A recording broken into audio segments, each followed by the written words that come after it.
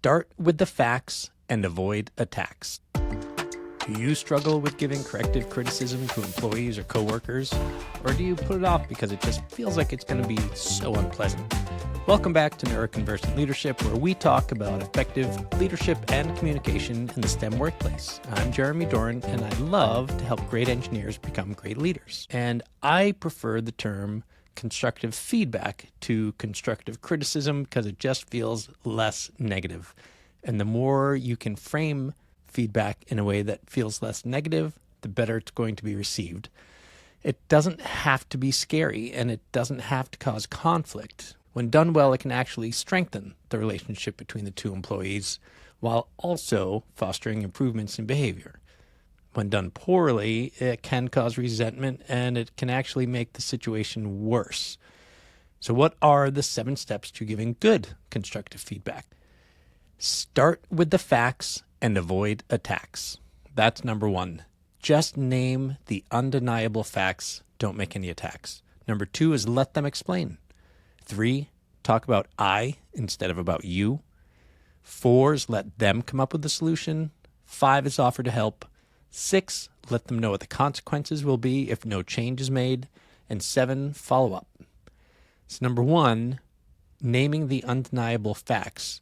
If someone is late for work a number of times and you make the statement, you're always late for work, A, that's not true, and it feels like an attack.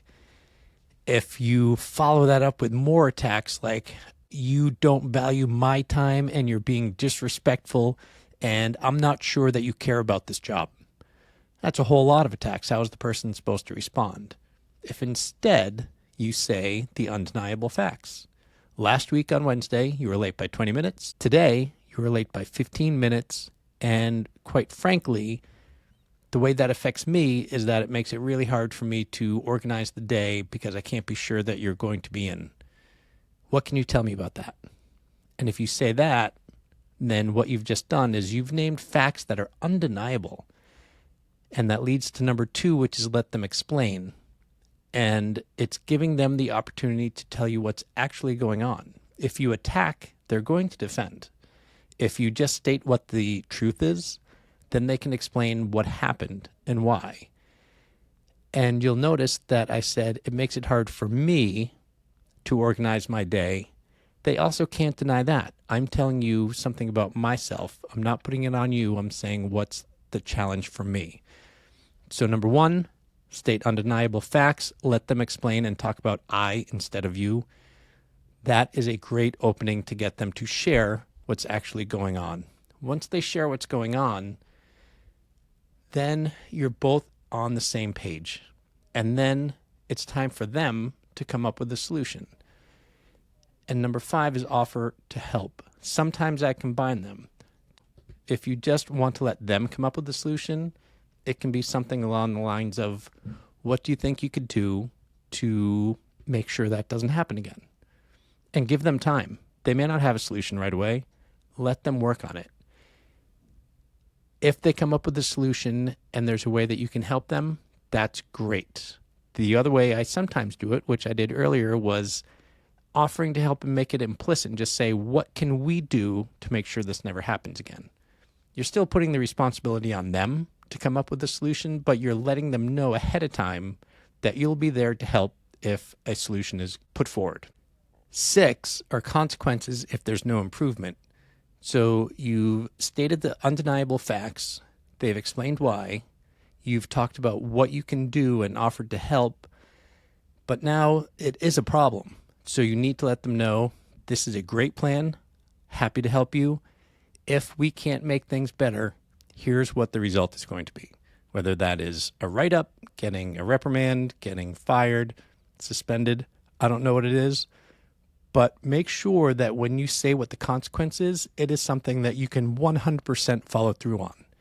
If you make a quote-unquote threat by telling them a consequence and you don't follow through on it, it's going to make every future conversation harder. So make the consequence as easy for you to implement as possible. And then number 7 is follow up. When things go poorly, if they go poorly, you have to impose the consequence and you have to remind them of the conversation. We talked about this. This is what you said you were going to do. It didn't happen. That's why this consequence is happening. So that's a little bit hard to do, but it's just so important. When things go well, though, it's also almost as, if not more important, to follow up and just maybe a few weeks later say, hey, I'm so happy we came up with this plan and you followed through with it and things are going so much better. And then go back to item number 2, let them explain, give them a chance to talk about it. They may be really, really proud of what they've done. It may have been a struggle and maybe the solution needs to be tweaked, but follow up with them. It shows that you appreciate the work and the change that they've done.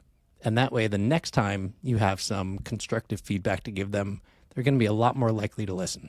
When there's a problem with an employee or a coworker, address it as soon as you can. It's so easy to put it off. It feels like it's going to be uncomfortable or just unhappy making. The sooner you do it, the better. The fresher it is in everyone's mind.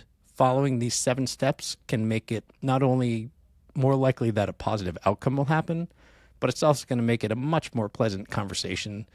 So give it a shot. When you give it a shot, let me know how it goes. The first time's never easy. The first time you try something new, a new process, new 7 steps, there are going to be some hiccups on the way. So I want you to let me know how it went and let's have a conversation.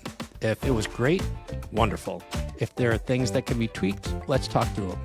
If you can do me a favor, reach out to me on my webpage and set up a time so we can talk it through. I'm at www.neuroconversantleadership.com.